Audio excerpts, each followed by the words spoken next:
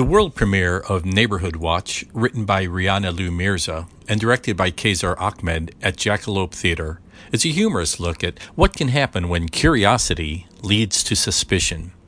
This is Reno Lovison, executive producer at ChicagoBroadcastingNetwork.com, where we delve into all things Chicago, including history, age-diverse people, and events, including local theater and other Chicago-centric topics of interest to Chicago residents, tourists, and lovers of Chicago.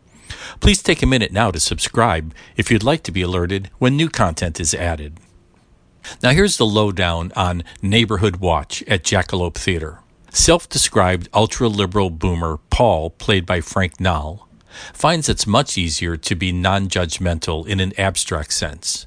Things change when brown-skinned Pakistani Muslim Mo Rizvi, played by Harsh Gugamal, moves in next door. Fed by the naturally suspicious nature of his conservative-leaning neighbor Sean, played by Victor Holstein, the two conspire to learn more about Mo, setting out on an absurd quest worthy of Lucy and Ethel in an I Love Lucy episode. Frank's Gen Z daughter, Becca, played by Jamie Herb, is recently graduated from college and not yet gainfully employed. She's living at home with her widowed father. When Becca meets Mo, the two are immediately smitten and quickly enter into a romantic relationship, which of course heightens the urgency of Paul and Sean to learn more. Things take a twist when Mo's cousin Javed, played by Omar Bader, appears, deepening the intrigue and complicating the plot. There's a lot to enjoy in this sitcom-style production that relies heavily on broad humor and predictable stereotypes. What it lacks is nuance, subtlety, and any semblance of believability. But in a non-threatening way, it does encourage us to consider what can often be rather high and mighty positions on social matters until they affect us personally. Mirza has a good premise, but the resolution is somewhat rushed and unsatisfying. Using stereotypical characters is fine, but I am disappointed that there turns out to be some justification for the aspersions cast onto the Muslim characters.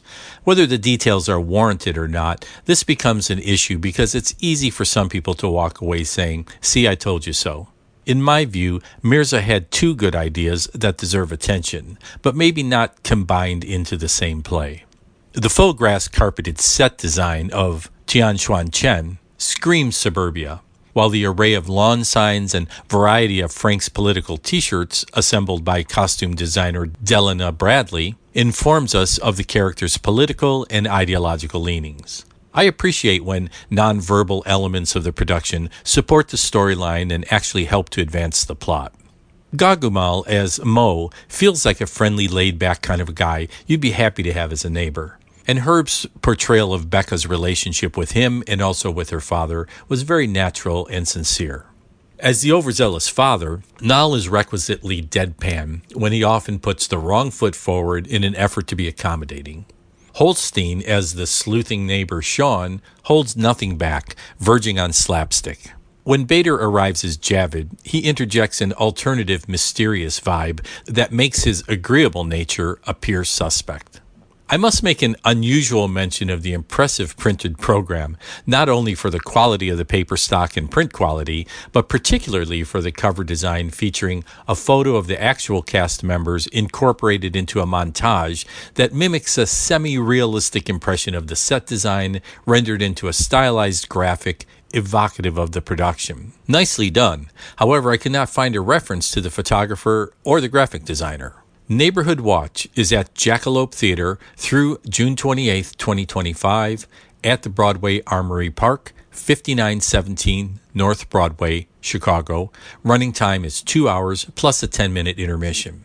Tickets and information are available at jackalopetheatre.org or call or text the box office at 773-340-2543. The Broadway Armory, where the theater is located, is very interesting if you've never been there. It began as the Chicago Arena during the early 1910s, and construction was backed by the Boyle Ice Company and originally envisioned as a hub for professional ice hockey. When you see the size of this space, you'll understand why. Over the years, the arena hosted ice carnivals and boxing events, but by 1928, it had transformed into the headquarters for the Illinois National Guard's 202nd Coast Artillery. As the Cold War ended, the Guard's presence dwindled, and by 1996, the state planned to sell the building until Edgewater residents rallied to preserve it as a recreational facility. Thanks to community advocacy, the site was transferred to the Chicago Park District, becoming the city's largest indoor recreational facility, providing vital space for sports, leisure, and community programs. On my way to attend this production, I was able to peek in on a number of basketball players, a group of aerial trapeze artists, and some gymnasts. Be aware, it's a considerable half-block walk or better from the front door to the second-floor theater location, but just follow the signs. This is Reno Lovison reminding you to please like and share this episode, and please take a minute to subscribe. You can do that on our website at chicagobroadcastingnetwork.com or wherever you prefer to listen to podcasts. And as always, if you require marketing assistance or video production assistance for your business or organization, visit renoweb.net. Before we sign off, I'd like to give a mention to a new feature-length film comedy called The Premiere, written and directed by Chicago Broadcasting Network podcast subscriber John Silver, about a young filmmaker who manages countless challenges at his first movie premiere, including high expectations, celebrity appearances, and paranoid delusions projected onto the screen. You can find out more about The Premiere at showpup.com/the-premiere. I'll put a link on our webpage associated with this episode at chicagobroadcastingnetwork.com.